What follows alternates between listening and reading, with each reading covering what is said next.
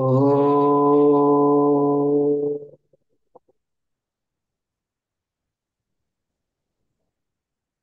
భద్రం నో అపి వాతయమనః.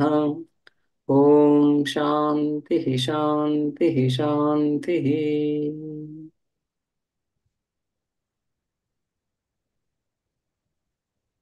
ఓకే. చాందోగ్యోపనిషత్తులు మనం మొదటి అధ్యాయంలో మొదటి ఖండం చూస్తున్నాము. ఇందులో ఉద్గీతోపాసన, ఉద్గీత సామగానంలో ఒక భాగంగా చెప్పుకుంటాం. ఉద్గీత అందులో ఓంకారంతో మొదలవుతుంది కాబట్టి ఉద్గీత ఓంకారాన్నే ఇక్కడ ఉద్గీతలో ప్రధానాంశంగా ఓంకారాన్ని తీసుకొని ఓంకారమే ఉద్గీత అని చెప్పడం అవయవము అవయవి అర్థంలో ప్రయోగించబడుతుంది. అందుకని ఓమిత్యేతదక్షరం ఉద్గీత అని ఆరంభమైంది. ఆ తర్వాత ఏదైతే ఉపాసన చెప్పబడుతా ఉందో ఆ ఉపాసనలో ఉపాసించబడుతున్న విషయాన్ని స్తుతించడం ఆ, సహజంగా శృతి శైలి. అంతేకాకుండా ఉపాస్య విషయాన్ని స్తుతించకుండా, ఉపాస్య విషయం యొక్క మహత్తును తెలపకుండా ఉపాసన అనేది కుదరదు. ఏదైతే ఉపాసిస్తున్నామో ఎప్పుడు కూడా బుద్ధి ఉత్కృష్ట వస్తువు వైపు వెళ్తుంది. ఇది ఉత్కృష్టము అనే భావన కలిగినప్పుడు బుద్ధి అటువైపు వెళ్తా ఉంది. ఆ ఉత్కృష్టము అనే భావన మన సంస్కారాలు ఏవైతే ఉన్నాయో, రాగద్వేషాలు ఏవైతే ఉన్నాయో వాటి ద్వారా లోకంలో కలుగుతుంటుంది ఉత్కృష్ట బుద్ధి ఆయా వస్తువుల మీద. ఈ వస్తువు శ్రేష్టమైనటువంటిది, ఈ వస్తువు పొందదగినటువంటిది అని మనకు ఆ విధంగా భావన కలుగుతుంటుంది లోకంలో. శాస్త్రంలో శృతి చెప్తా ఉంది ఇది ఉత్కృష్టమైనటువంటి వస్తువు అని.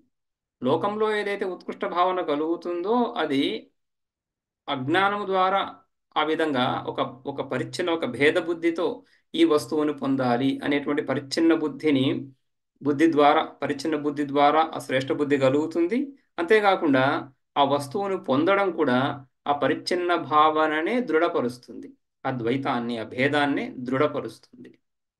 రైట్. అది అక్కడ లోకంలో జరిగేటువంటి ఉత్కృష్ట బుద్ధి, దాని దాని చింతన, దాని ఫలం ఆ విధంగా ఉంటాయి. అందుకనే ఆ సంసార చక్రం అలా కొనసాగుతూ ఉంటుంది.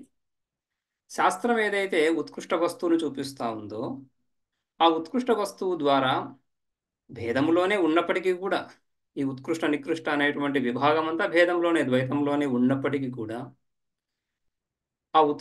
ఆ భేదాన్ని అధిగమించడానికి ఉపయోగపడుతూ ఉంది. ఉపయోగపడే విధంగా ఉపాసన ఉపయోగపడే విధంగా అందులోని శ్రేష్టత్వాన్ని తెలియజేస్తుంది. అందుకనే వెష్టి అంశాలను తీసుకున్నప్పటికీ ఉపాసనలో భాగంగా అందులో సమష్టి బుద్ధిని ఆరోపిస్తుంది శాస్త్రం. అందుకని సమష్టి బుద్ధిని ఆరోపిస్తూ ఉపాసనలు. అదేవిధంగా ఇక్కడ కూడా ఓంకారము లోకంలో అంటే వైదిక కర్మలలో శాస్త్రం ద్వారా ప్రాప్తమైనటువంటిదే ఈ వైదిక కర్మలు. అందులో కర్మాంగోపాసన కదా ఇది. ఆ విధంగా కర్మాంగమైనటువంటి ఓంకారం. సో ఆ ఓంకారాన్ని ఇక్కడ ఉపాస్యంగా తీసుకుంటున్నాం. ఉపాస్యంగా తీసుకున్న తర్వాత దీని శ్రేష్టతను చెప్పాలి కాబట్టి రెండవ మంత్రంలో శ్రేష్టత్వాన్ని చూపిస్తూ ఏషాం భూతానాం పృథివీ అంటూ, ఏషాం భూతానాం పృథివీ రసః, ఈ సకల ప్రాణులకెల్లా కూడా పృథివీ శ్రేష్టమైనటువంటిది, పృథివీ సారము, పృథివీ కారణము, ఆధారము అని చెప్తూ, అదేవిధంగా పృథివ్యా ఆపహ అని అక్రమంగా తీసుకువెళుతూ ఆ చిట్ట చివరికి ఈ ఉద్గీత సర్వశ్రేష్టమైనటువంటిది, అటువంటి ఉద్గీతను నువ్వు ఉపాసించబోతున్నావు అని ఒక శ్రేష్టత్వ బుద్ధిని ఆ ఉద్గీత యందు, ఓంకారం యందు నిలపడం. ఇక్కడ ఉద్గీత అనే పదం మొదటి మంత్రంలో ఓమిత్యేతదక్షరం అంటున్నప్పుడు ఓంకారము రెండు ఒకటి. రైట్, రెండు ఒకటి. అంతేగాని ఈ ఉద్గీత అంటున్నప్పుడు సామభాగం ఉద్గీత కాకుండా సామానికి ఉద్గీత రసం అని చెప్పినప్పటికీ కూడా దేన్ని మనం ఉపాసిస్తున్నాము? ఇక్కడ ఓంకారాన్ని కదా. ఆ ఓంకారాన్ని ఉద్గీతాన్ని పరిచయం చేస్తున్నారు. సో ఓంకారం చేత ఉద్గీత తెలపబడుతూ ఉంది. సో తర్వాత మంత్రంలో వచ్చిన ఉద్గీత శబ్దం ఓంకార వాచకమే. కాబట్టి ఓంకారం యొక్క శ్రేష్టత ఈ విధంగా. అయితే మూడో మంత్రంలో మళ్ళీ అదే ఓంకారాన్ని సయేష రసానాం రసతమః పరమః పరార్థ్యో అష్టమః యదుద్గీత. పరమః పరార్థ్యః, పరమః నిరతిశయమైనటువంటిది, పరార్థ్య పరమాత్మను ఉపాసించదగినటువంటిది. పరమాత్మ యొక్క స్థానానికి యోగ్యమైనటువంటిది ఎనిమిదవది. ఈ శ్రేష్ఠ క్రమంలో ఎనిమిదవది. మిగిలినవన్నీ కూడా వీటికంటే ఈ ఉద్గీత ఉద్గీత యొక్క గొప్పతనాన్ని చూపించడానికి మిగిలిన గొప్ప గొప్ప విషయాలు ఏవైతే ఉన్నాయో లోకంలో వాటన్నిటినీ గ్రహించి వాటికెల్లా గొప్పది అని పరిచయం చేయడం. ఇది కూడా ఆ ఉపాస్యము ఓంకారము అదే ఉద్గీత అని స్తుతించడం అని. నాలుగో మంత్రం కూడా చూసాము. కథమా కథమర్క్. ఈ రుక్ ఏదైతే ఇక్కడ ఆ ఆ 8 క్రమాలలో ఆ వాక్ వాక్ కంటే కూడా శ్రేష్టం రుక్, రుక్ కంటే కూడా శ్రేష్టం సామ, సామ కంటే కూడా శ్రేష్టం ఉద్గీత అని ఈ మూడు అంశాలు ఏవైతే ఉన్నాయో ఈ మూడింటికి ముందు వచ్చిన 5 పృథివీ, ఆపహ, ఓషధి, పురుష, వాక్ ఇవి తెలిసిన విషయాలు, లోక ప్రసిద్ధ విషయాలు, లోకంలో లౌకికంగానే లౌకిక ప్రమాణాలకు అందేటువంటి విషయాలు, స్పష్టమైనటువంటి విషయాలు. అలా కాకుండా ఈ ఉద్గీత వీటికంటే కూడా ఈ ఋక్ సామ ఉద్గీతలు ఈ లౌకికాలు కాకుండా అలౌకికాలు ఉంటున్నాయి. అందుకని వాటి గురించి ప్రశ్న. కథమా కథమ ఋక్, కథమా కథమా ఋక్, కథమత్ కథమత్ సామ, కథమ కథమ ఉద్గీత అని అని ఇక్కడ ఈ విధంగా విమృష్టం భవతి విచారం జరుగుతూ ఉంది. ఇక్కడ దాకా చూశాం. ఇక 5వ మంత్రం చూద్దాం ఇప్పుడు. విమర్శే కృతే సతి. రైట్, 6వ పేజీ. విమర్శే కృతే సతి ప్రతివచనోక్తి ఉపపన్న.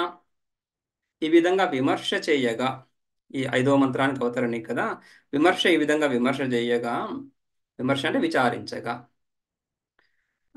ప్రతివచనోక్తి ఉపపన్న. ప్రతివచనోక్తి, ప్రతివచనం సమాధానం. 4వ మంత్రంలో ప్రశ్న కదా, ప్రశ్న లేవనెత్తేది సమాధానం గురించి. సో కథమా కథమా రుక్ అని ప్రశ్న. సో రుక్ ఎవరు? రుక్ రుక్ శబ్దంతో మనం దేన్ని గ్రహించాలి? ఎందుకంటే రుక్ అంటే శ్రేష్టం సామం అని, సామ కంటే శ్రేష్టం ఉద్గీతం అని చెప్తున్నప్పుడు రుక్ ఎవరో తెలియకపోతే, సామ ఎవరో తెలియకపోతే ఆ శ్రేష్టత్వాన్ని ఎలా గుర్తిస్తాము? అందుకని ఆ విషయం విచారం చేయాల్సింది. విచారం చేయగా విమర్శేహి, విమర్శే సతి, విమర్శ చేయగా, విమర్శే కృతే సతి ప్రతివచనోక్తి ఉపపన్న అని శృతి సాక్షాత్తుగా ఈ ప్రతివచనం సమాధానం, సమాధానం చెప్తా ఉంది శృతి. ఏమని 5వ మంత్రంలో చూద్దాం. వాగేవార్క్ ప్రాణః సామోమిత్యేతదక్షరముద్గీతః తద్వా ఏతన్మిథునం యద్వాక్చ ప్రాణశ్చర్చ సామ చ.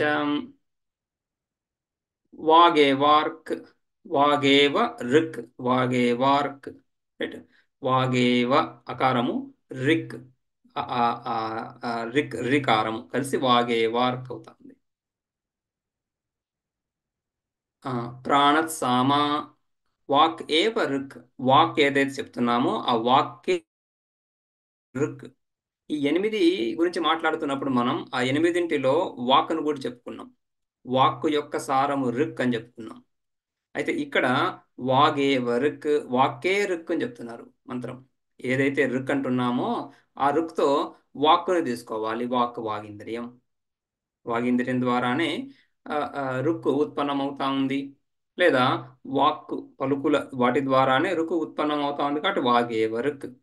ప్రాణ సామహ, ప్రాణమే సామము. ప్రాణము కూడా సామగానం ఏదైతే ఉందో ఆ గీతి గానంలో ప్రాణము, ఆ ఊపిరి ఏదైతే ఉందో దీర్ఘంగా దాన్ని తీసుకొని ఆ స్వరాలని ఆ విధంగా దీర్ఘకాలం స్వరాలను ఉచ్చరించడానికి ప్రాణ సహాయం కావాల్సింది. కాబట్టి ప్రాణ సహాయం చేతనే సామమంత్రాలు పాడగలుగుతున్నారు. ప్రతి ఉచ్చారణకి కూడా ప్రాణం యొక్క ఆవశ్యకత ఉంది. అపాన వాయువు ఏదైతే ఆ నోటిలో నుంచి వస్తున్నటువంటిది ఆయా దంత, తాళు, కంఠ, మూర్ధ ఇత్యాది స్థానాలను తాడన చేస్తూ ఆయా వర్ణాలను ఉత్పన్నం చేస్తూ ఉంది. ప్రాణం లేకుండా ఏ పదము ఉత్పన్నం అవ్వదు. అయితే విశేషంగా ప్రాణం యొక్క ప్రయత్నం ఈ గానంలో తెలుస్తూ ఉంది. సామాన్యంగా మాటలలో వాగింద్రియము, ఈ విధంగా విశేషంగా గానంలో ప్రాణము అని సామాన్యంగా మంత్రోచ్చారణ రుక్కులు, గాన పద్ధతిలో ఉన్నటువంటిది సామము. కాబట్టి వాగేవరుక్ ప్రాణసామ. వాక్కునే ఇక్కడ రుక్ ఏదైతే అంటున్నామో అది వాక్కే. ఏదైతే సామం అన్నామో అది ప్రాణమే. అదేవిధంగా ఓమిత్యేతదక్షరం ఉద్గీత. ఇక్కడ ఉద్గీత అని ఏదైతే అంటున్నామో అది ఓంకారం. ఓమిత్యేతదక్షరం దీన్నే ఇక్కడ ఉద్గీతగా చెప్తున్నాము. సామ అవయవ ఉద్గీత కాకుండా. రైట్. ఏదైతే పై మంత్రాల్లో కూడా ఉద్గీత ఉద్గీత అని చెప్తూ వస్తున్నాం కదా. ఆ ఆ మూడో మంత్రంలో కూడా చూసాము. రైట్. పరార్థో అష్టమో యదుద్గీత అని రెండవ మంత్రంలో కూడా. రైట్. ఆ ఉద్గీత పేరు ఏదైతే వస్తుందో ఆ ఉద్గీత ఏంటిది ఇక్కడ ఓంకారమే. మొదటి మంత్రంలో ఏదైతే ఓంకారం చెప్పుకున్నామో అదే అని. ఓమిత్యేతదక్షరం ఉద్గీత. తద్వా ఏతన్మిథునం యద్వాక్చ ప్రాణశ్చ. తద్వా ఏతన్మిథునం మిథునం మిథునం ఈ రెండింటి యొక్క సమూహము. Group of two. ఈ రెండు వస్తువులు కలిపి మిథునం అంటేనే జంట అని అర్థం కదా. ఇక్కడ కూడా జంట ఉంది. ఏంటా జంట? వీళ్ళిద్దరు వాక్ ప్రాణం. వాక్ ప్రాణాల యొక్క సమూహము జంట. ఇది మిథునం. తద్వా ఏతత్ మిథునం. ఏతత్ మిథునం ఏతన్మిథునం ఇదే మిథునం ఇదే ఆ జంట. ఏంటిది? యద్వాక్చ ప్రాణశ్చ. ఈ వాక్ ప్రాణాన్ని ఇక్కడ మిథునంగా చెప్పుకుంటున్నాము. ఏంటి ఆ వాక్ ప్రాణము? ఋక్చ సామచ. ఋక్ సామ అనేదైతే మనము ఆ 8 శ్రేష్ఠ విషయాలను తెలుసుకుంటున్నప్పుడు, రైట్, ఆ శ్రేష్ఠ విషయాల్లో ఏదైతే ఋక్ సామ అని చెప్పుకున్నామో ఆ ఋక్ సామలు వాక్ ప్రాణాలే. ఈ వాక్ ప్రాణం అనేటువంటి మిథునం. ఈ వాక్ ప్రాణాలే ఆ మిథునము. భాష్యంలో వాగేవార్క్ ప్రాణः సామోమిత్యేతదక్షరముద్గీతః ఇతి అని ఈ ఈ ఈ భాగం మంత్రంలో మొదటి వాక్యము ప్రతీక. దీని గురించి వ్యాఖ్యానం జరుగుతోంది భాష్యంలో. వాగృచో వాగృచో ఏకత్వేపి న అష్టమత్వ వ్యాఘాతః. ఇక్కడ వాగేవరుక్ అని చెప్పడం జరుగుతా ఉంది. సో వాగేవరుక్ అన్నప్పుడు ఆ రెండో మంత్రంలో భూతానాం సారహ పృథివీ అని చెప్పేసి పృథివీ, ఆప, ఓషధి, పురుష, వాక్ ఐదవది వాక్, ఆరవది రిక్, ఏడవది సామ, ఎనిమిదవది ఉద్గీత. వాక్ రుక్ ఒకటే అయిపోతే ఉద్గీత ఎనిమిదవది కాకుండా ఏడవది అవ్వాలి. రైట్. వాకే వరుక్ అంటున్నారు కదా, వాకే రుక్. సో వాకే రుక్ అన్నప్పుడు వాక్ కంటే రుక్ శ్రేష్టము, రుక్ కంటే వాక్ శ్రేష్టము అలా కుదరదు. కాబట్టి వాకే వరుక్ అన్నప్పుడు పురుష పురుషస్య పురుషానాం సారహ వాక్ అని చెప్పుకున్నప్పటికీ కూడా వాచః సారహ రుక్ అని కుదరకుండా వాక్ నుంచి సాక్షాత్తుగా సామకు రావాల్సి ఉంటుంది. ఉద్గీత 8వ స్థానాన్ని కోల్పోయి 7వ స్థానానికి వస్తుంది అని ఆ ఆశంక కుదరదు ఇక్కడ. ఆ ఆ అష్టమత్వానికి ఏమీ విరోధం లేదు. వాగృచో ఏకత్వేపి ఈ రెండు కూడా ఒకటే అయినప్పటికీ కూడా అష్టమత్వ వ్యాఘాత న న వ్యాఘాత. ఎందుకని? పూర్వస్మాత్ వాక్యాంతరత్వాత్. పూర్వస్మాత్ అయం. పూర్వవాక్యం కంటే కూడా ఈ వాక్యము వాక్యాంతరం. వాక్యం అంటున్నప్పుడు ఏకార్థ ప్రతిపాదకత్వం అని చెప్పుకుంటున్నాం కదా. అక్కడ ఆ ఎనిమిదవది అని చెప్తున్నప్పుడు ఆ వాక్యార్థము అక్కడ అర్థం వేరు. ఇక్కడ వాగే వరకు ప్రాణస్సామ ఓమిత్యేతదక్షరం ఉద్గీత అంటున్నప్పుడు అర్థం వేరు. కాబట్టి ఈ రెండు కూడా వేరు వేరు వాక్యాలు. ఈ వాక్యానికి ఆ వాక్యానికి సమన్వయం ఈ విధంగా చేయాల్సిన అవసరం లేదు. సంపూర్ణ వేద ఉపనిషత్ వాక్యాలన్నీ ఏకవాక్యత చెప్పుకుంటాం, అది వేరు. రైట్. ఈ అంశంలో ఈ అష్టమత్వము తర్వాత వాక్ రుక్ సామ్యత ఈ అంశంలో ఏకవాక్యత లేదు. ఎందుకంటే ఇక్కడ వాగే వరుక్ అని చెప్తున్నటువంటి ప్రయోజనం వేరు. అక్కడ ఆ రిక్ కంటే రిక్కుల యొక్క సారం వాక్, వాక్కుల యొక్క సారం రుక్, రుక్కుల యొక్క సారం సామం అని చెప్తున్నటువంటి సందర్భం అది వేరు. ఈ రెండు రెండు వేరు వేరు సందర్భాలు వేరు వేరు అర్థాలను తెలియజేస్తున్నాయి కాబట్టి ఇక్కడ విరోధం లేదు. పూర్వస్మాత్ వాక్యాంతరత్వాత్ ఆప్తిగుణ సిద్ధయేహి ఓమిత్యేతదక్షరం ఉద్గీత ఇది. ఇక్కడ ఈ 5వ మంత్రంలో ఓమిత్యేతదక్షరం ఉద్గీత అని వస్తా ఉంది. వాగేవర్క్ ప్రాణస్సామ ఓమిత్యేతదక్షరం ఉద్గీత అని మంత్రం కదా. అక్కడ ఓమిత్యేతదక్షరం ఉద్గీత అని చెప్తున్నప్పుడు ఇక్కడ ఆ ఉద్గీత ఎందు ఓంకారమే. ఓంకార అభిన్న ఉద్గీత లేదా ఉద్గీత అభిన్న ఓంకారం. ఆ ఓంకారం ఎందు ఆప్తి గుణం, ఆప్తి అనే గుణాన్ని, ఆప్తి సకల కామనలను కలిగింపజేసేటువంటి సామర్థ్యం. ఆప్తి, ప్రాప్తి. ప్రాప్తి అంటే పొందడం మనం ప్రసిద్ధంగా వింటూ ఉంటాం కదా, ప్రాప్తి శబ్దాన్ని. ఆ ప్రాప్తిలోనే ఉపసర్గ కాకుండా ఆంగ్ ఉపసర్గ పెడితే ఆప్తి. రైట్. కేవలం ఉపసర్గలోనే భేదం. సో ఆప్తి అంటున్నప్పుడు సకల కామనల సిద్ధి, సకల కామనలకు సకల విషయాలను సాధింపజేసేటువంటి సామర్థ్యం ఓంకారంలో ఉంది, ఈ ఉపాసనలో ఉంది అని నిరూపించడం, అది ఆప్తి గుణం. సో ఆప్తి గుణాన్ని నిరూపించడానికి ఈ మంత్రం ఇక్కడ ఈ విధంగా ఇక్కడ ఈ మంత్రం ఈ విధంగా ఆరంభమవుతా ఉంది. అందుకని వాగే వర్క్ ప్రాణ సామ అని చెప్పడం జరుగుతూ ఉంది. కాబట్టి ఆ విధంగా ఆ అర్థం ఇక్కడ ఆప్తి గుణాన్ని సంపాదించడానికి. ఇక రెండవ మంత్రంలో ఏదైతే మనం చూసామో రెండింటిని వేరువేరుగా చెప్తున్నారు కదా, ఏషాం భూతానాం పృథివీ రసః అని. అక్కడ తాత్పర్యము పరమః పరార్థః అని చెప్పుకున్నాం కదా. పరమః పరార్థో అష్టమో యదుద్గీతః అని. ఆ పరమత్వాన్ని, పారార్థ్యాన్ని ఓంకారంలో, ఉద్గీతలో నిరూపించడానికి అక్కడ ఆ విధంగా ఏషాం భూతానాం పృథివీ రసః అని. అన్నిటికంటే గొప్పది పరమః అంటే అన్నిటికంటే గొప్పది, నిరతిశయమైనటువంటిది. నిరతిశయమైనటువంటిదే ఆ నిరతిశయ పరమాత్మకి ఆశ్రయం అవ్వగలుగుతుంది. నిరతిశయమైనటువంటి పరమాత్మ, రైట్, సంపూర్ణ జగత్తును సృష్టించి ఈ జగత్తు కూడా అందనటువంటి అటువంటి పరమాత్మను పొందడానికి ఏ ప్రతీక అయితే ఉందో ఆ ప్రతీక కూడా అంత గొప్పదే అయి ఉండాలి. కాబట్టి ఆ పారార్థ్యాన్ని, పరమాత్మ యొక్క స్థానానికి యోగ్యమీ ఓంకారం అని చూపించే సందర్భంలో అక్కడ ఎనిమిదవదిగా ఈ శ్రేష్టత యొక్క శ్రేణి అక్రమంలో ఎనిమిదవదిగా అక్కడ చెప్పుకున్నాం ఉద్గీతని. అన్నిటికంటే ఉత్కృష్టమైనదని చెప్పుకున్నాం. ఆ సందర్భంలో ఆ మంత్రం ఆ విధంగా వాక్ని రుక్కుని వేరుగా చూపించింది. ఇక్కడ అలా కాకుండా ఆప్తి అంటే సకల కామనలను సాధింపజేస్తుంది ఈ ఉపాసన అని నిరూపించడానికి, అని చూపించడానికి వాగే రుక్ అని చెప్తున్నారు. వాస్తవానికి వాక్ కారణము, రుక్ కార్యము. కార్యకారణాల్లో భేదము అభేదము రెండింటిని అంగీకరిస్తారు. దీన్ని భేద సహిష్ణు అభేదం అని చెప్పుకుంటాం. భేద సహిష్ణు అభేదం, భేదము ఉంది, అభేదము ఉంది. మీమాంసకులు, వేదాంతులు కూడా ఈ విధంగా ఈ భేద సహిష్ణు అభేదాన్ని అంగీకరిస్తారు. సాంఖ్యులు కూడా సాంఖ్యయోగ మీమాంస శాస్త్రాల్లో ఈ విధంగా కార్యకారణాల్లో భేద సహిష్ణు అభేద, భేదాన్ని సహించేటువంటి అభేదం, భేదము ఉంది, అభేదము ఉంది. కొద్దిపాటి భేదం ఉంటుంది. సాంఖ్యులు చెప్పేటువంటి భేద సహిష్ణు భేదము, వేదాంతులు చెప్పేటువంటి భేద సహిష్ణు భేదానికి భేదం ఉంది. కానీ ఓవరాల్గా ఆ విధంగా భేద సహిష్ణు భేదం చెప్పుకుంటాం. నైయాయికులు సంపూర్ణంగా భేదాన్ని చెప్తారు. కారణము, కార్యము అత్యంత విలక్షణాలని చెప్పేవాళ్ళు నైయాయికులు, అందుకని ఆరంభవాదులని. రైట్. ఇక్కడ భేద సహిష్ణు భేదం కాబట్టి కార్యం నుంచి కారణం వేరుని, కారణం దృష్ట్యా కారణం వేరు కదా కార్యం కంటే. కార్యము లేని సమయంలో కూడా కారణం ఉంటుంది కాబట్టి కారణం భిన్నం అని చెప్పుకోవచ్చు. కార్యము దృష్టిలో చూసినప్పుడు కార్యము కారణాన్ని విడిచి ఏ కాలంలోనూ ఉండలేదు. ఉత్పత్తి కాలంలో కానీ, స్థితి కాలంలో కానీ, లయ కాలంలో కానీ కార్యానికి వేరే మనుగడ లేనే లేదు, వేరే ఉనికి లేనే లేదు. కాబట్టి కార్యం అభిన్నమే, కారణం కంటే అభిన్నం. సో కార్యదృష్ట్యా అభిన్నము అభేదము, కారణ దృష్ట్యా భేదము అని భేద సహిష్ణు అభేదం. అయితే వేదాంతంలో ఇంకొక చిన్న మలుపు ఏమక్కడ, కార్యాన్ని మిథ్యగా చెప్పుకుంటాం. కారణం సత్యం, కార్యం మిథ్య.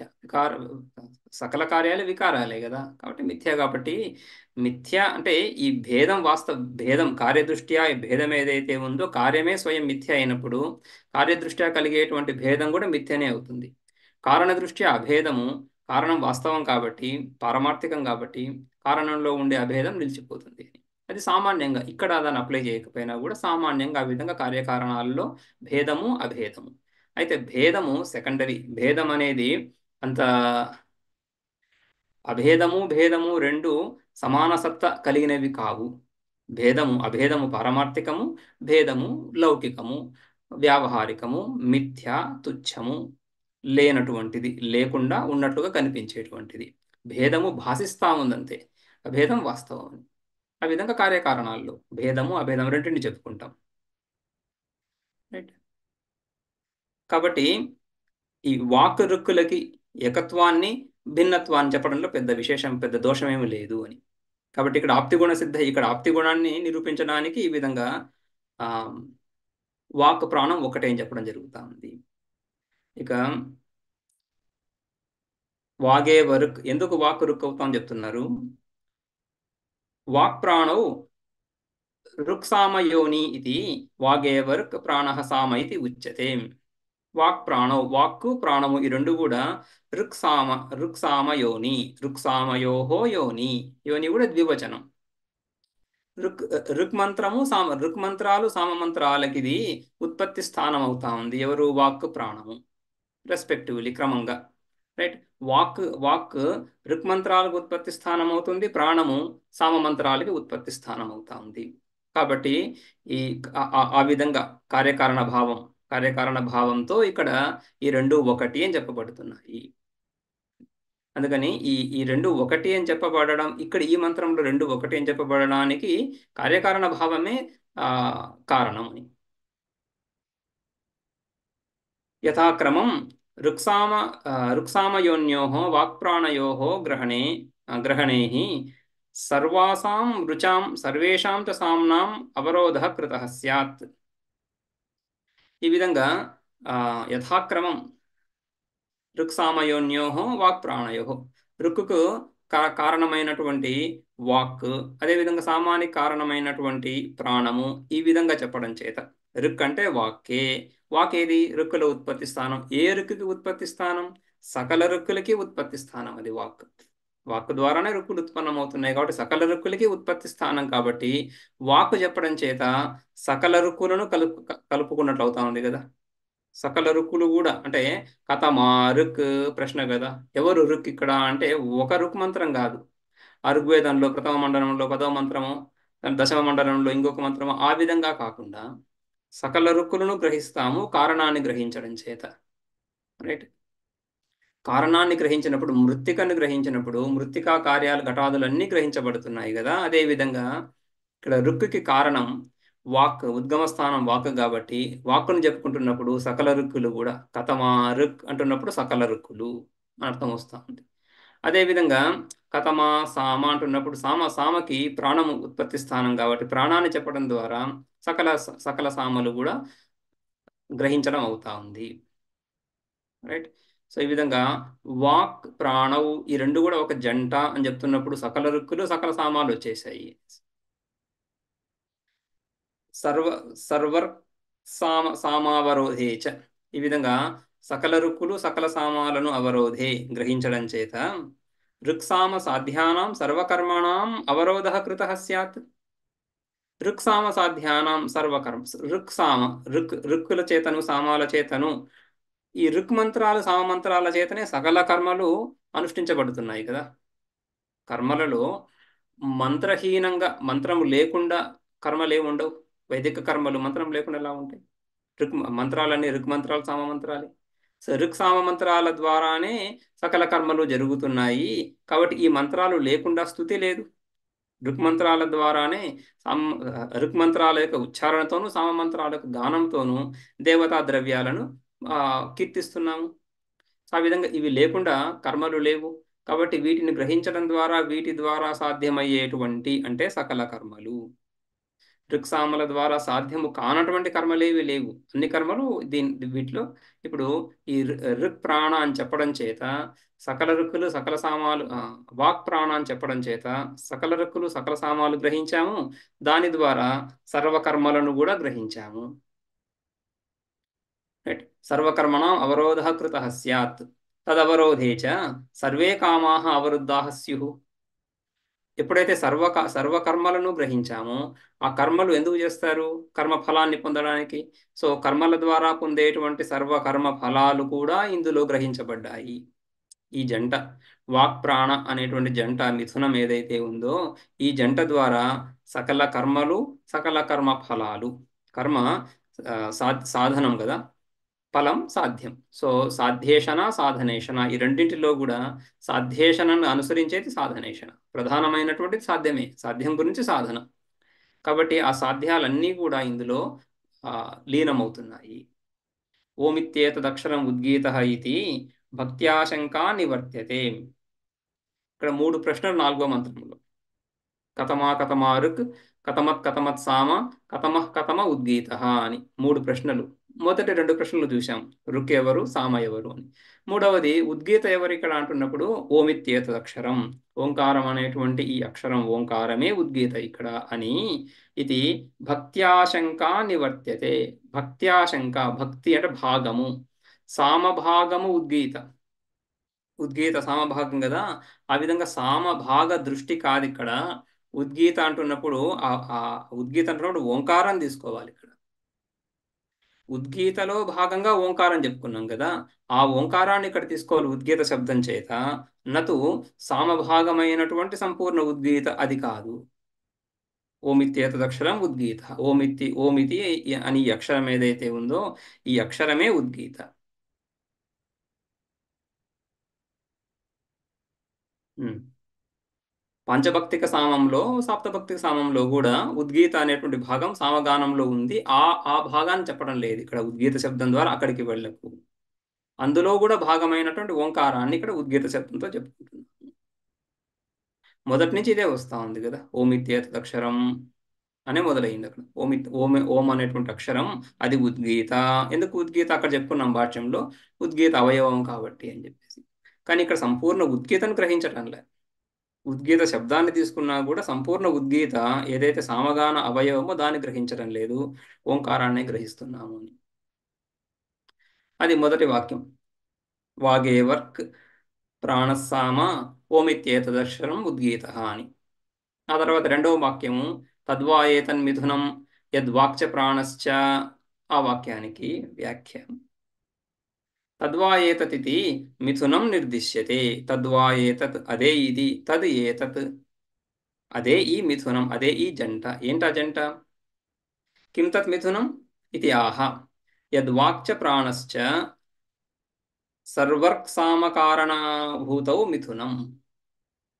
వాక్చ ప్రాణశ్చ, ఈ వాక్కు ప్రాణము వీటి సమూహం ఏదైతే ఉందో ఇదే ఇక్కడ జంట. యద్వాక్చ ప్రాణశ్చ, ఇది ఈ వాక్ ప్రాణము సర్వర్క్ సామకారణభూతౌ. సర్వర్క్ సకల రుక్కులకి, తర్వాత సామలకు కూడా, సర్వ రుక్ మంత్రాలకి, సర్వ సామ మంత్రాలకి కారణభూతౌ, కారణభూతాలైనటువంటి వాక్ ప్రాణాలు. అవి వాక్ ప్రాణాలు. కేవలం వాక్ అంటే కేవల వాక్, కేవల ప్రాణము, ముఖ్య ప్రాణము ఆ విధంగా కాకుండా ప్రాణంలో దృష్టి. ఏ దృష్టి? సకల సామలకు కారణమైనటువంటి ప్రాణం అనేటువంటి దృష్టి. రైట్. ఒక వస్తువుని చూస్తున్నప్పుడు అనేక దృష్టులతో చూడొచ్చు ఆ వస్తువుని. ఘటాన్ని చూస్తున్నప్పుడు ఇది పృథివీ అని చూడొచ్చు.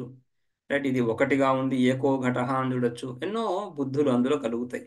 ఆ విధంగా వాక్ ప్రాణాలు కూడా ఈ దృష్టితో సకల రుక్కుల యొక్క కారణమని, సకల సామల యొక్క కారణమని, అటువంటి వాక్ ప్రాణాల యొక్క జంట మిథునం.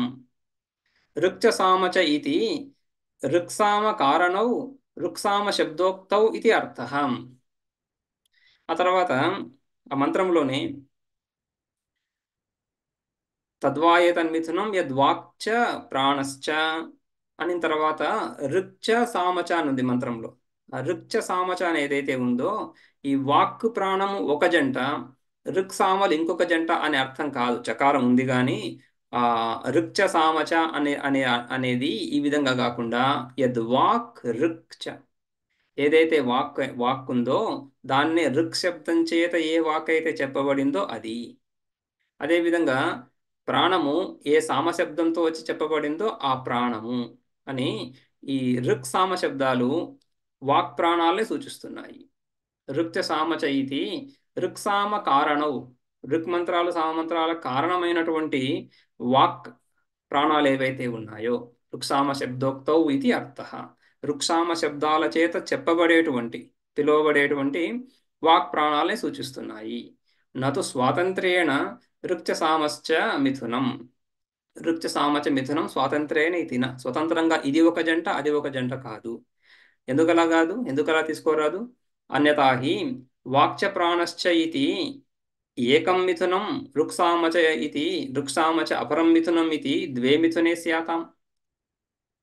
ఈ రెండింటిని వేరువేరుగా తీసుకుంటే అప్పుడు రెండు జంటలు అవుతాయి. వాక్ ప్రాణాలు ఒక జంట, రుక్ సామలు ఒక జంట. ఆ విధంగా రెండు జంటలు ఉంటే శృతి ఏతన్మిథునమని తథాచ తద్వా ఏతన్మిథునమితి ఏకవచన నిర్దేశ అనుపపన్న స్యాత్. మంత్రంలో ఏకవచనం చెప్పింది కదా శృతి. తద్వా ఏతత్ మిథునం, అదే అదే ఈ మిథునం, అది ఈ తద్వా ఏతత్ తత్ ఏతత్ రెండు కూడా ఏకవచన ప్రయోగాలు. సో ఏకవచన ప్రయోగంతో ఒక జంటను చూపిస్తుంది కానీ రెండు జంటలు ఎలా చూపిస్తుంది? అది అనుపపన్నం అవుతుంది. కాబట్టి ఈ రెండు ఒక జంటని. ఋక్సామ అనే పేర్లు వాక్ ప్రాణాల్ని సూచిస్తున్నాయి. తస్మాత్ ఋక్సామయోన్యోహో వాక్ప్రాణయోహో ఏవ మిథునత్వం. ఇక్కడ మిథునత్వం వాక్ప్రాణాలకే, వాక్ప్రాణాలు కలిసి ఒక జంట అని. అంతేగాని ఋక్సామలకు కాదు. ఋక్సామ శబ్దాలు ఋక్సామ యోన్యోహో, ఋక్యోని సామయోని వాటిని చూపిస్తున్నాయి.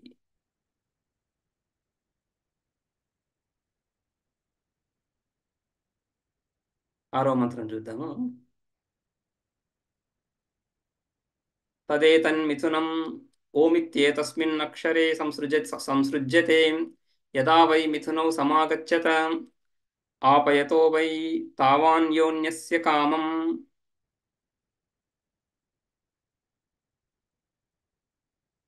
తదేతన్మిథునం, తదేతన్మిథునం, ఆ తదేతత్ మిథునం, ఆ మిథునం, ఆ జంట, వాక్ప్రాణ జంట ఏదైతే ఉందో అది ఓమిత్యేతస్మిన్ అక్షరే సగం సృజ్యతే, సంసృజ్యతే, లీనమవుతా ఉంది.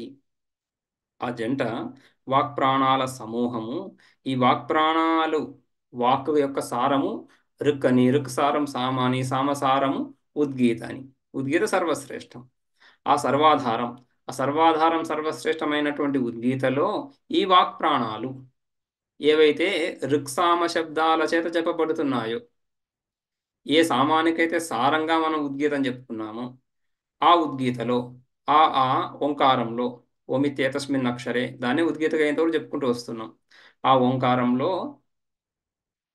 ఈ రెండు కూడా లీనమవుతున్నాయి.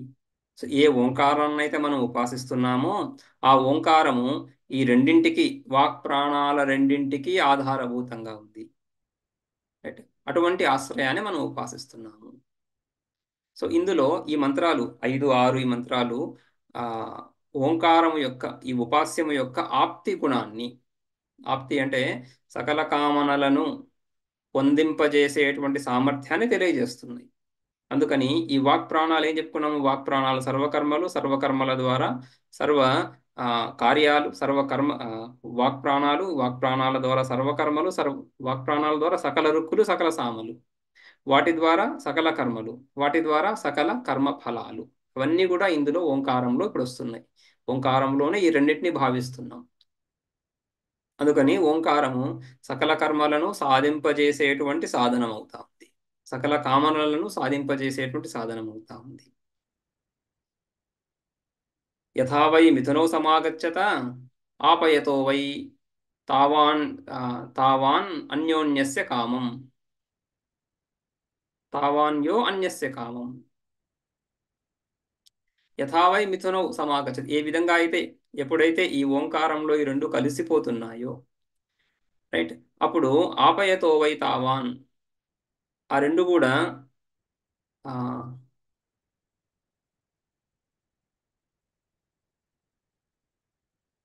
అన్యస్య కామం,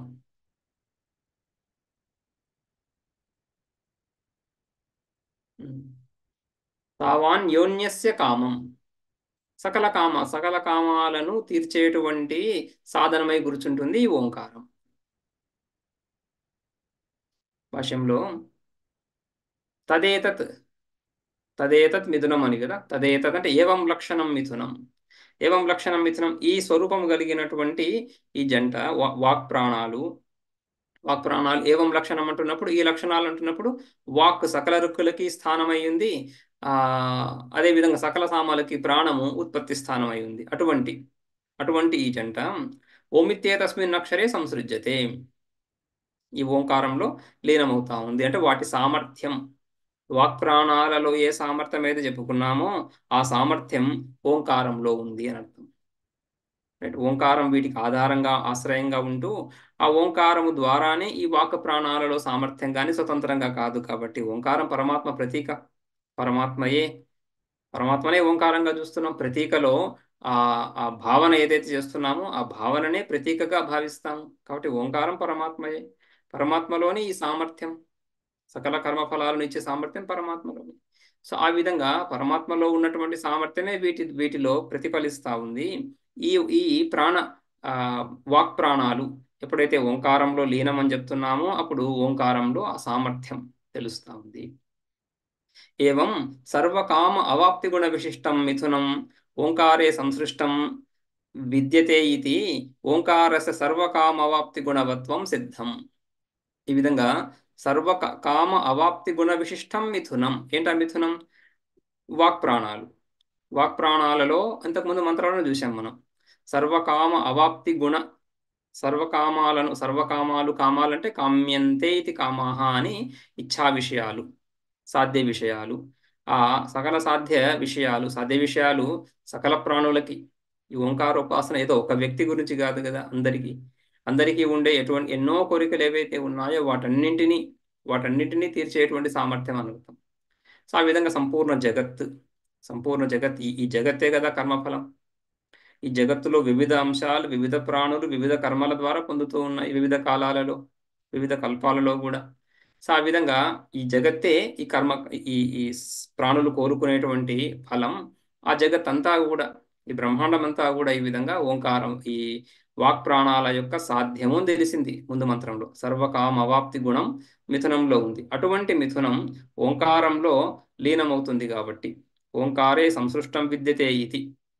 అందుకని ఓంకారంలో కూడా గుణాలు వచ్చాయి. సో ఓంకారస్య సర్వకామ అవాప్తి గుణవత్వం సిద్ధం. ఆ ఓంకారం పరమాత్మ ఈ కర్మల ద్వారా ఫలాన్ని ఇస్తాడు. స్వతంత్రంగా స్వేచ్ఛగా తన ఇష్టానుసారంగా కాకుండా కర్మల ద్వారా కర్మానుసారంగానే ఫలాలు ఇస్తున్నాడు. కాబట్టి ఈ కర్మల సాధనమైనటువంటి వాక్ ప్రాణాల ద్వారా అని. వాంగ్మయత్వం ఓంకారస్య ప్రాణనిష్పాద్యత్వం చ మిథునేన సంసృష్టత్వం. ఓంకారస్య వాంగ్మయత్వం, ఆ విధంగా వాక్ ఓంకారంలో లీనమవడం చేత ఆ, వాంగ్మయం అవుతాంది ఓంకారం. వాంగ్మయం వాగ్రూపమే అయింది. ఆ తర్వాత ఓంకారస్య ప్రాణ నిష్పాద్యత్వం, ఓంకారం నుండి ఆ, ఓంకారస్య ప్రాణ నిష్పాద్యత్వం, ప్రాణేన నిష్పాద్యం, ప్రాణము ద్వారా ఉత్పన్నమవుతుంది ఓంకారం. ఓంకారము వాగ్మయము, వాక్ స్వరూపమైనప్పుడు వాక్ ప్రాణం ద్వారానే ఉత్పన్నమవుతా ఉంది. అందుకనే వాక్ యొక్క సారం రుక్, ప్రాణం యొక్క సారం సామ అని చెప్పుకున్నప్పుడు గీతి కాబట్టి ప్రాణ సామర్థ్యం అని చెప్పుకున్నాం. కానీ ప్రాణము సామాన్య వాక్ కూడా, సామాన్య వర్ణోచ్చారణకు కూడా ప్రాణ సహాయం ఉంది. ప్రాణ సహాయం లేకుండా ఏది ఉత్పన్నం అవటండి, ఏ ఏ ఏ ధ్వని కూడా ఉత్పన్నం అవ్వదు కదా. సో ఆ విధంగా ఓంకారంలో ప్రాణ నిష్పాద్యత్వం, ప్రాణము చేత ఉత్పన్నమవ్వడం, ప్రాణం చేత ప్రకటమయ్యేటువంటి ధ్వని, శబ్దం అని. కాబట్టి ఆ రెండు కూడా అందులో ఉన్నాయి. కాబట్టి ఈ ఓంకారము, ఈ వాక్ తర్వాత ప్రాణము ఓంకారంలో లీనమయ్యాయి అనేది కూడా యుక్తియుక్తమే. కేవలం ఉపాసన గురించి శృతి చెప్పడమే కాకుండా ఇందులో ఈ విధంగా చింతన చేయడానికి ఆధారం కూడా ఉంది, యుక్తి అనే ఆధారం కూడా ఉంది. ఎందుకంటే ఆ ఓంకారం వాక్ స్వరూపమే కాబట్టి వాక్ ఓంకారంలో లీనమైందని చెప్పడంలో ఎటువంటి దోషం లేదు. ఓంకారంలో ప్రాణం లీనమైందంటున్నప్పుడు ప్రాణము ఓంకారానికి కారణంగా తీసుకొని ప్రాణం నుంచి ఓంకారం ఉత్పన్నమవుతా ఉంది. కాబట్టి ఓంకారానికి ప్రాణానికి అభేద సంబంధం ఉంది. కాబట్టి ప్రాణం ఓంకారంలో కలిసింది అని చెప్పడంలో స్పష్టత ఉంది అని. మిథునస్య కామాపయితృత్వం ప్రసిద్ధమితి దృష్టాంతః ఉచ్యతే యథా. అయితే మిథునస్య వాక్ప్రాణాలలో ఆప్తి గుణ విశిష్టత్వం అది ముందే చూసాం, ముందు మంత్రాలను చూసాం. అయితే మిథునం, ఈ వాక్ప్రాణాలు మిథునం జంటలో ఈ విధంగా కామ అపయితృత్వం,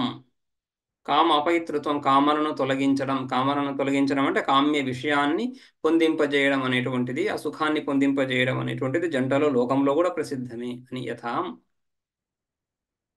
యథాహ వై మిథునౌ సమాగచ్చతాం.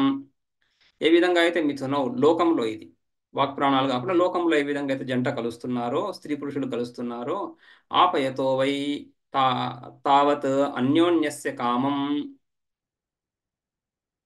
వాపత ఆపయతో వై తౌ అన్యోన్యస్య కామం. తౌ ఈ రెండు ఇద్దరు జంట కదా, తౌ ఇద్దరు కలిసి అన్యోన్యస్య కామం ఆపయత. ఈ స్త్రీ పురుషుడు కలుస్తూ స్త్రీ పురుషుల పరస్పర కోరికలు తీర్చగలుగుతున్నారు కాబట్టి ఆపయితృ ఆ సకల కామ సిద్ధి లేదా కామ అవాప్తి, కామ అపయితృత్వం, రైట్, ఆ సామర్థ్యం జంటలో తెలుస్తానే ఉంది. అదేవిధంగా వాక్ప్రాణాలు కూడా జంట కాబట్టి ఈ జంటలో కూడా కామ అపయితృత్వం ఉంది. కాబట్టి ఈ యజమాని ఎవడైతే ఉపాసకుడు ఉన్నాడో ఉపాసకుడి యొక్క సకల కామనలను తీర్చగలిగే సామర్థ్యం జంట అవడం చేత కూడా ఉంది. వాక్ప్రాణాలు సకల రుక్కులు సకల సామస్వరూపాలు అవడం చేత కూడా ఉంది అని ఆ జంటని చెప్పడంలో కూడా ప్రయోజనం. రైట్, వాక్ ప్రాణాలు ఏదో ఒకటి చెప్పకుండా వాక్ రుక్ అని ప్రాణము సామం అని చెప్తూ ఈ జంటను తీసుకొచ్చి ఈ జంటలో ఉండే సామర్థ్యాన్ని ఓంకారంలో చెప్పడంతో ఆ జంటను చేయడం, ఆ మిథునం చేయడంలో కూడా ఈ విధంగా ప్రయోజనం. లోకే మిథునావయవౌ స్త్రీ పుంసౌ యదా సమాగచ్చతో గ్రామధర్మతయా సంయుజ్యేయాతాం తదా ఆపయతః ప్రాపయతః అన్యోన్యస్య ఇతరేతరస్య తౌ కామం. సో లోకంలో సామాన్యంగా మిథునౌ అంటే మిథునావయవౌ. మిథునౌ ద్వివచనం కదా, మిథునం జంట. ఆ జంటని ఒక వస్తువుగా, ఒక తత్వ ఒక ఒక ఆ సమూహాన్ని ఇద్దరిని కలిపి జంట అంటున్నాము. ఆ ఆ జంటను ఒకటిగా తీసుకున్నప్పుడు ఏకవచనం వస్తుంది, ఒక వస్తువును వస్తుంది కదా. సో మిథునౌ అంటున్నప్పుడు అర్థం ఏ విధంగా తీసుకోవాలి? మిథునంలో ఉండే రెండు భాగాలు, ఆ జంటలో ఉండే ఇద్దరు. మిథునావయవౌ స్త్రీ పుంసౌ, స్త్రీ పురుషులు గ్రామధర్మతయా, గ్రామ్య ధర్మము మైథున కర్మతో సంయుజ్యేయాతాం ఎప్పుడైతే కలుస్తున్నారో అప్పుడు వాళ్ళు అన్యోన్యస్య అంటే ఇతరేతరస్య ఆ కామం ఆపయత. తౌ వాళ్ళిద్దరు కూడా కామం ఆపయత అని. తథాచ స్వాత్మానుప్రవిష్టేన మిథునేన సర్వకామాప్తి గుణవత్వం ఓంకారస సిద్ధం ఇతభిప్రాయ. ఈ విధంగా స్వాత్మానుప్రవిష్టేన మిథునేన, స్వాత్మని తన యందు ఓంకారము ఎందే ఈ రెండు కూడా కలుస్తున్నాయి. వాక్కు ప్రాణము రెండు కలుస్తున్నాయి. రెండు కలవడం చేత ఆ జంటలో ఉండే సామర్థ్యం ఏదైతే ఉందో ఆ అవాప్తి గుణం, కామ ఆప్తి గుణం, ఆ జంటలో ఉన్న గుణం జంట అవ్వడం చేత కామ ఆప్తి గుణం ఉంది. ఆ గుణము ఓంకారం జంట కాకపోయినప్పటికీ కూడా జంట అందులో సమాలీనమయ్యింది కాబట్టి, సమ్యక్ లీనమయ్యింది కాబట్టి ఈ ఓంకారంలో కూడా కామ ఆప్తి గుణవత్వం కలిగింది ఉపాసకుడికి. ఓంకారస సిద్ధమిత అభిప్రాయ.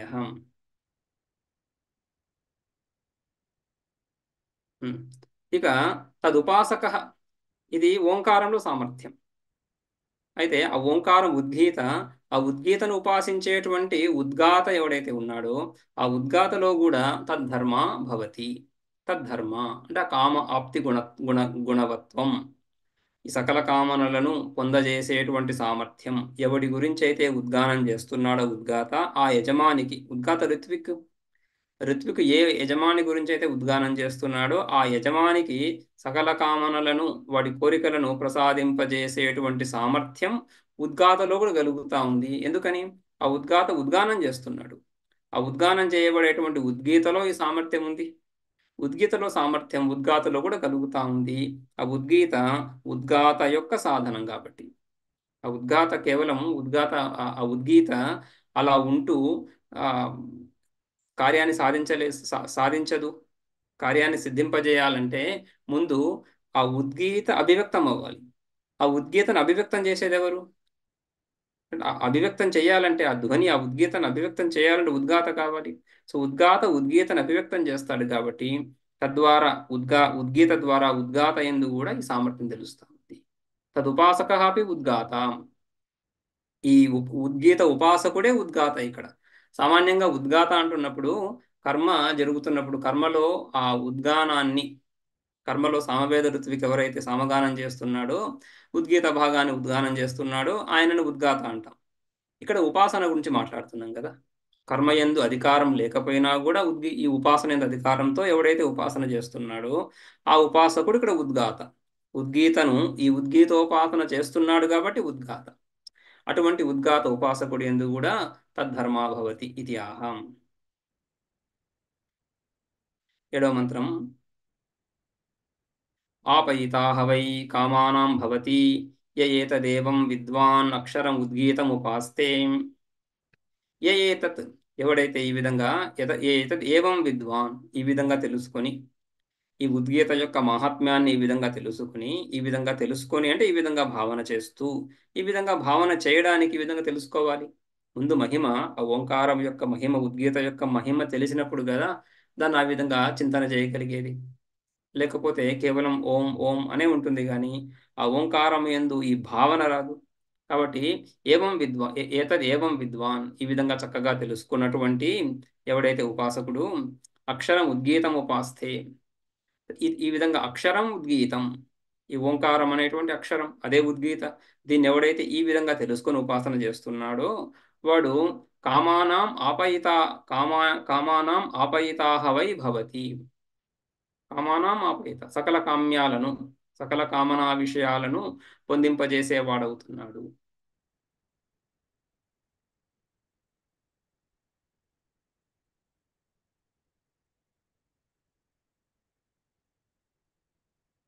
ఆపయితాహ వై కామానాం అని మంత్రం కదా. ఆపయితాహ వై కామానాం, ఓకే, ఎవరి కామనలు అంటున్నప్పుడు యజమానస్య భవతి. యజమానస్య, యజమాని యొక్క కామనలు. కర్మలో యజమాని వేరు, ఋత్విక్ వేరు. రైట్. సో ఆ విధంగా ఆ ఋత్విక్ యజమానిని ఉద్దేశించి కర్మ చేస్తున్నాడు.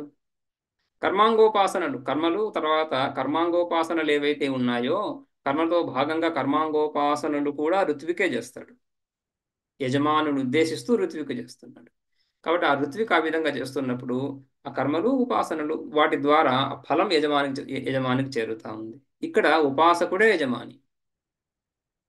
కాబట్టి ఆపహితాహ వై కామానాం యజమానస్య భవతి.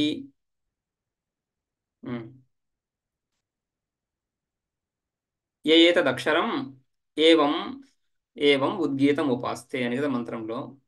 ఏ ఏతదక్షరం, ఈ అక్షరాన్ని, ఈ ఓంకారాన్ని, ఈ ఓంకారమే ఉద్గీత, ఆ ఉద్గీతన ఓంకారాన్ని ఎటువంటి ఏవం ఏవం అంటున్నప్పుడు ఆప్తి గుణవత్, ఆప్తి గుణం కలిగినటువంటి, ఆప్తి గుణం ఎందుకుంది? జంట అందులో సమాహితం అవ్వడము, అందులో ఆ జంట కూడా వాక్ ప్రాణాలు, వాక్ అంటున్నప్పుడు సకల రుక్కులు, ప్రాణం అంటున్నప్పుడు సకల సామాలు, ఆ సకల రుక్కులు సకల సామాల చేత సకల కర్మలు, సకల కర్మ ఫలాలు, ఇవన్నీ కూడా ఆ ఓంకారంలో సమాహితమై ఉన్నాయి. అటువంటి ఓంకారం అది ఆప్తి గుణాన్ని కలిగినటువంటిది. ఆప్తి గుణవత్ ఉద్గీతం అక్షరం ఉపాస్తే తస్య ఏతత్ యథోక్త ఫలం భవతి. తస్య, అటువంటి ఉపాసకుడికి యథోక్త ఫలం ఫలం భవతి. ఈ ఫలం, ఏ ఫలం? ఆ ఓంకారంలో ఉండేటువంటి ఆప్తి గుణం ఏదైతే ఉందో అది వీడికి కూడా కలుగుతా ఉంది. సకల కామనలు వాడు తనకు, తన తన తనను ఆశ్రయించినటువంటి వాళ్లకు ఆ ఆప్తిని కలిగించగలడు. ఈ విధంగా అయితే కర్మలో ఋత్విక్ యజమాని కలిగిస్తున్నాడో ఇక్కడ వీడు కూడా వీడిని ఆశ్రయించినటువంటి వాడికి ఈ ఫలాలను అందింపజేయగలడు. తం యథా యథా ఉపాసతే తదేవ భవతి. దీనికి ఆధారం అంటే ఈ విధంగా అవాప్తి ఆ ఆప సర్వకామ ఆప్తృత్వం, సర్వకామ ఆప్తి గుణం, ఆపహితాహ వై కామానం అనేది ఏదైతే చెప్పబడిందో ఇది ఉద్గీతలో ఉంటే ఉండని ఉపాసకుల్లో ఎలా వస్తా ఉంది అంటున్నప్పుడు దానికి ప్రమాణం ఏమని? తం యథాయథా ఉపాసతే తదేవ భవతి. రైట్. తం తం ఓంకారం, ఆ ఓంకారాన్ని ఏ ఏ విధంగా ఉపాసిస్తున్నావో, ఓంకారం ప్రతీక, పరమాత్మ యొక్క ప్రతీక, ఆ పరమాత్మను, ఓంకారం ద్వారా పరమాత్మను ఏ ఏ విధంగా ఉపాసిస్తున్నావో ఆయా విధంగానే ఫలం లభిస్తుంది అని. రైట్. సో ఇక్కడ ఓంకారాన్ని ఆప్తి గుణ విశిష్టంగా ఉపాసిస్తున్నాం. ఈ ఓంకారం ఆప్తి గుణాన్ని కలిగి ఉంది, సకల కామనలను పొందింపజేసేటువంటిది ఓంకారం అని ఉపాసిస్తున్నాం. కాబట్టి ఉపాసకుడిలో, ఉపాస్యములో ఉండే గుణం ఉపాసకుడు చేరుతా ఉంది.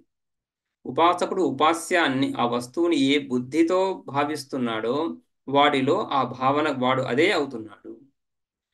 రైట్. సర్వకామానం ఆపయితాని ఓంకారాన్ని ఉపాసిస్తున్నావు, అదే అవుతున్నాడు. యద్భావం తద్భవతి. ఏదైతే భావిస్తున్నాడో అదే అవుతున్నాడు. ఏం భావిస్తున్నాడు ఇక్కడ? ఆ ధర్మాన్ని, ఆ గుణాన్ని. ఏ గుణాన్ని? గుణమే ప్రధానం కదా. సో ఆ గుణాన్ని ఉపాసిస్తున్నాడు. సర్వకామ ఆపయితృత్వం అనే గుణాన్ని ఉపాసిస్తున్నాడు కాబట్టి అది పొందుతున్నాడు.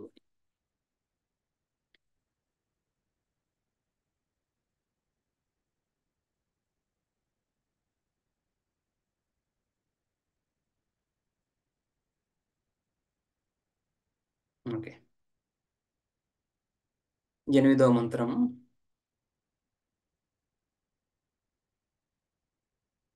తద్వా అనుజ్ఞాక్షరం యద్ధి కించానుజానాత్యోమిత్యేవ తదా హైషో ఏవ సమృద్ధిర్యదనుజ్ఞా సమర్థయితాః వై కామానాం భవతి ఏతదేవం విద్వానక్షరముద్గీతముపాస్తే. తద్వా ఏతద్ అనుజ్ఞాక్షరం. తద్వా ఏతత్, ఆ ఈ ఓంకారం ఏదైతే ఉందో, తత్ ఏతత్, ఆ ఈ ఓంకారము అనుజ్ఞాక్షరం, అనుజ్ఞకు. ఈ ఓంకారం గురించి ఇంకా స్తుతి. ఓంకారం యొక్క ప్రసిద్ధి సకల కర్మలలో, లోక వ్యవహారంలో కూడా, వైదిక వ్యవహారంలోను లౌకిక వ్యవహారంలోను కూడా ఇది అనుజ్ఞాక్షరం. అనుజ్ఞ ఇచ్చేటువంటి, అనుజ్ఞను సూచించడానికి పలికేటువంటి అక్షరం. సామాన్యంగా ఊతపదాలు ఉంటుంటాయి. ఆ విధంగా ఏదైనా అనుమతిని తెలియజేయడానికి, అనుమతిని తెలియజేయడానికి ఈ ఈ విధంగా చేస్తున్నాను, చేయదలుచుకుంటున్నాను అంటే ఓం, చెయ్యి అనే విధంగా అనుమతిని తెలియజేయడానికి ఉపయోగించే అక్షరం ఇది లోకంలోను వేదములోను. ఇతద్ అనుజ్ఞాక్షరం. యద్ధి కించ అనుజానాతి ఓమిత్యేవ. ఏదైతే అనుమతిని ఇవ్వదలుచుకుంటున్నాడో ఆ అనుమతిని ఓం ఇతి అనే అనుమతిని ఇస్తున్నాడు. మాకు సమ్మతమే అనేటువంటి సమ్మతిని, రైట్, సమ్మతిని తెలియజేస్తున్నాడు ఓంకారం చేత.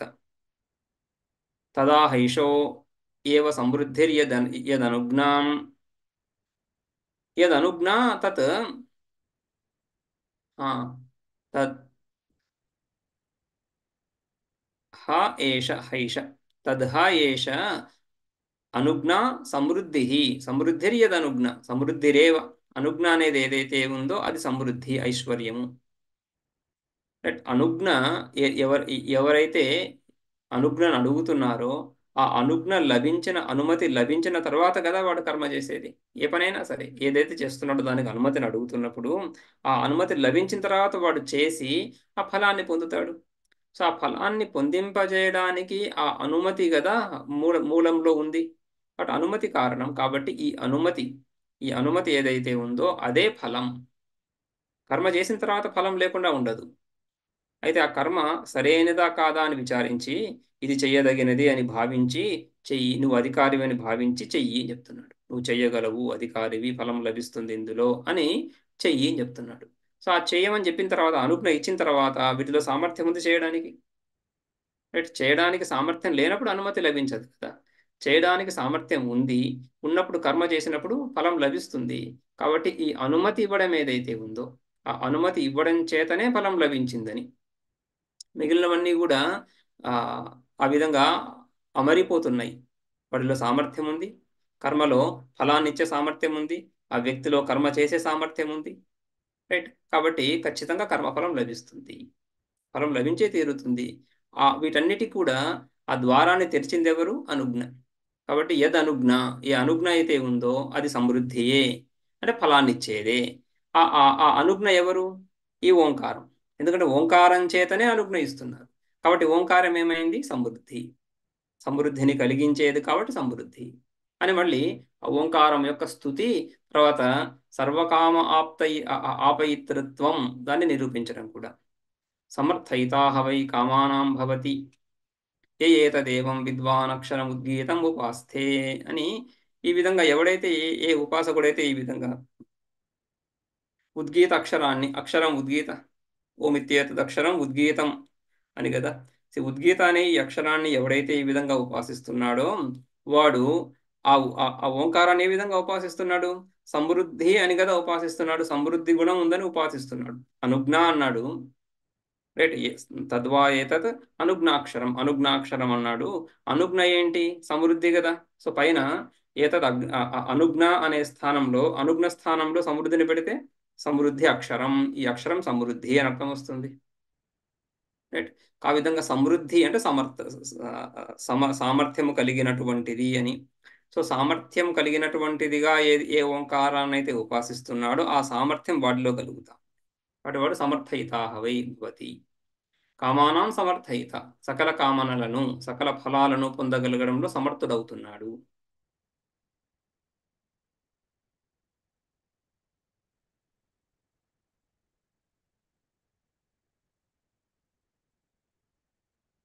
యద్ధి కించ. ఉమ్. యత్కించ.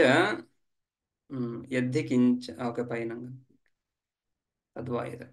తద్వై ఏతత్ ప్రకృతం అనుజ్ఞాక్షరం. అనుజ్ఞా చ సా అక్షరం చ తత్ అనుజ్ఞాక్షరం. అనుజ్ఞాక్షరంలో కర్మధారయ సమాసం. అనుజ్ఞారూపమైనటువంటి అక్షరం. అనుజ్ఞకు, అనుమతినివ్వడానికి ఉపయోగించేటువంటి అక్షరం కదా అనుజ్ఞాత్మకమైనటువంటి. అనుజ్ఞయే, ఆ అక్షరం ద్వారానే అనుజ్ఞ తెలుస్తా ఉంది. కాబట్టి తద్వాయేతత్ ప్రకృతం. తద్వాయేతత్ అంటే ప్రకృతం. ఈ ప్రకరణంలో ఏ విషయం అయితే మనం చర్చిస్తున్నామో, ఏ ఓంకారోపాసన అయితే చర్చిస్తున్నామో అదే ప్రకృతం, ప్రకరణం. అందులో ఈ ఓంకారము అనుజ్ఞాక్షరం. అక్షరం ఎలాగూ ఉంది, ఓమిత్యేతద్ అక్షరం అని చెప్తున్నాము. ఇక్కడ అనుజ్ఞ అనేసి ఆ అనుజ్ఞను, అనుజ్ఞ అంటే సమృద్ధి కదా, ఆ సమృద్ధి అనే గుణాన్ని ఆపాదిస్తూ మళ్ళీ ఉపాసన. అనుజ్ఞా చ సా అక్షరం చ తత్ అని అనుజ్ఞాక్షరం. అనుజ్ఞ అనేది ఏంటి? అనుజ్ఞా చ అనుమతి ఓంకార ఇత్యర్థ. అనుజ్ఞ అంటే అనుమతి, ఆ అనుమతే ఓంకారం. ఓంకారము ద్వారా అనుమతిని తెలియజేస్తున్నాం కదా, అనుమోదనం, అనుమతిని తెలియజేస్తున్నాం. మన ఇష్టాన్ని, మన అంగీకారాన్ని తెలియజేస్తున్నాం. కాబట్టి ఆ అంగీకారమే ఓంకారం. ఓంకారం యొక్క అర్థం కదా. పదం, పదం ఏం సూచి, ఆ పదం అంటే పదార్థమే. పదం ఘటం అని చెప్తున్నప్పుడు ఏం తెలుస్తా ఉంది? ఘటం, ఘటం అనే పదం యొక్క అర్థమే స్ఫురిస్తుంది బుద్ధిలో.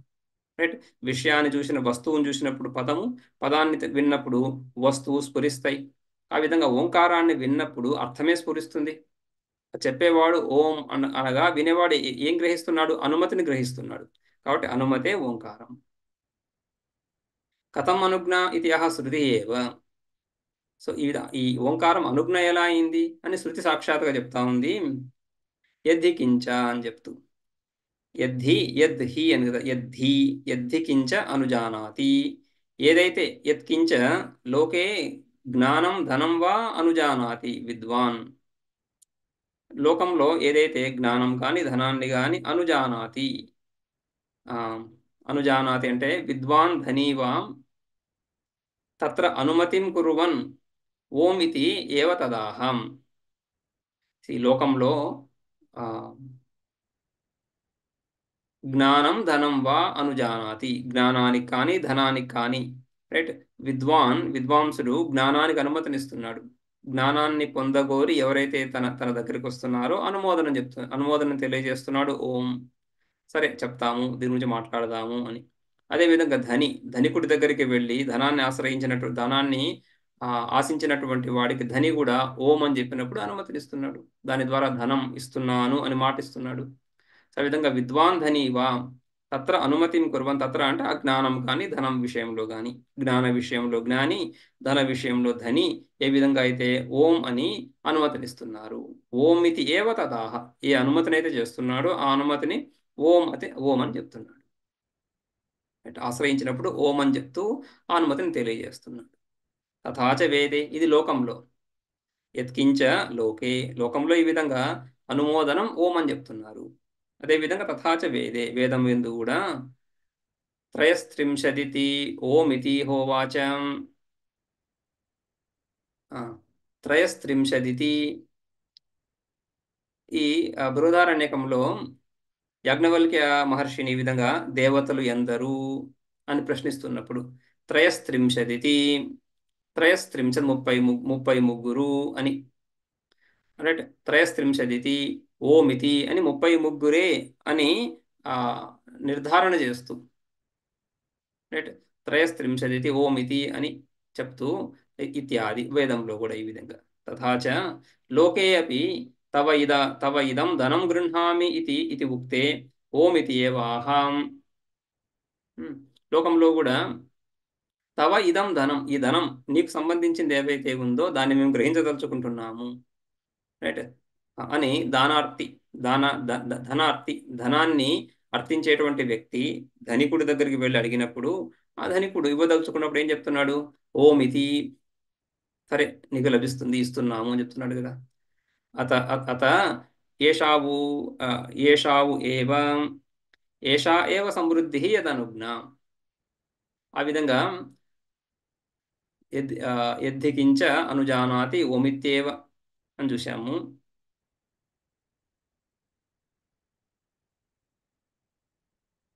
తర్వాత ఓమిత్యేవ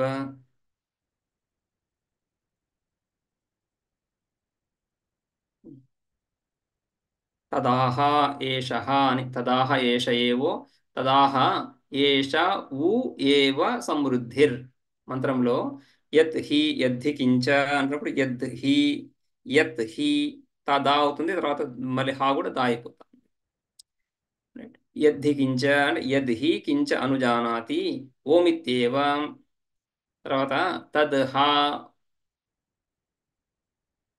ఏవ ఏష ఊ అని, తద్ ఆహా ఏష ఊ అని, తదాహైషో పదం ఏదైతే ఉందో దానికి సంధి ఈ విధంగా తద్ ఆహా ఏష ఊ అని చెప్పి తదాహ ఏం చెప్తున్నారు అక్కడ? ఓమిత్యేవ తదాహ, ఓమిత్యేవ తదాహ అక్కడ వరకు.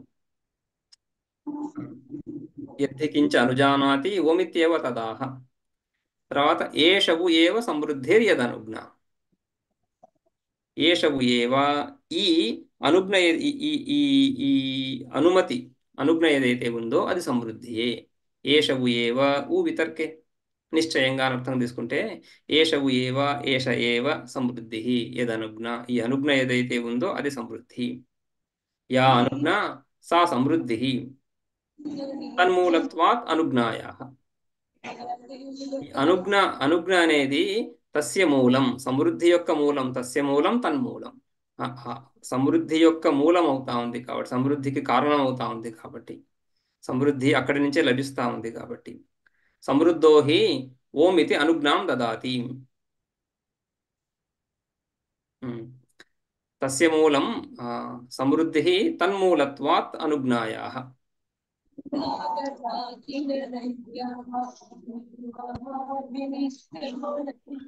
కుమారస్వామి ఎవరైనా మ్యూట్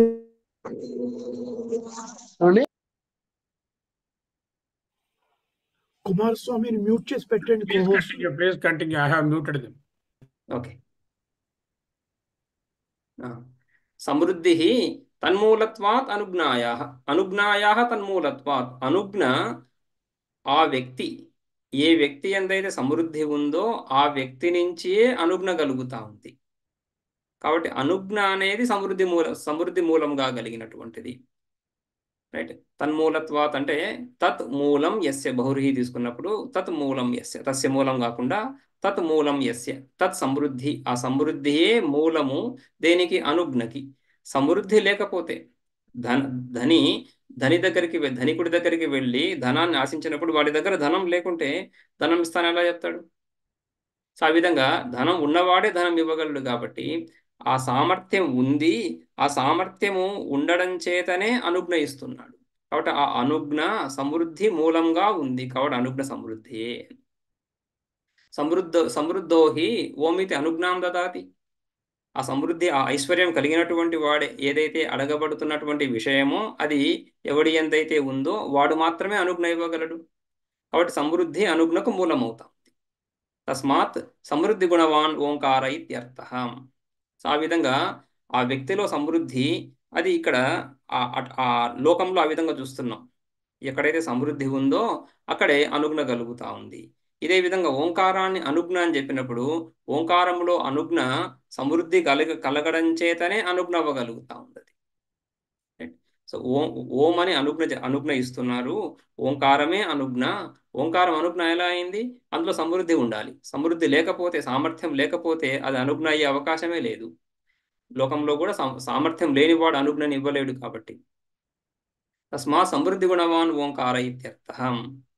సమృద్ధి గుణోపాసకత్వాత్ తద్ధర్మాసన్ సమర్థయితాః వై కామానాం యజమానస్య భవతి య ఏతత్ ఏవం విద్వాన్ అక్షరం ఉద్గీతం ఉపాస్తే అని ఇత్యాది పూర్వవత్.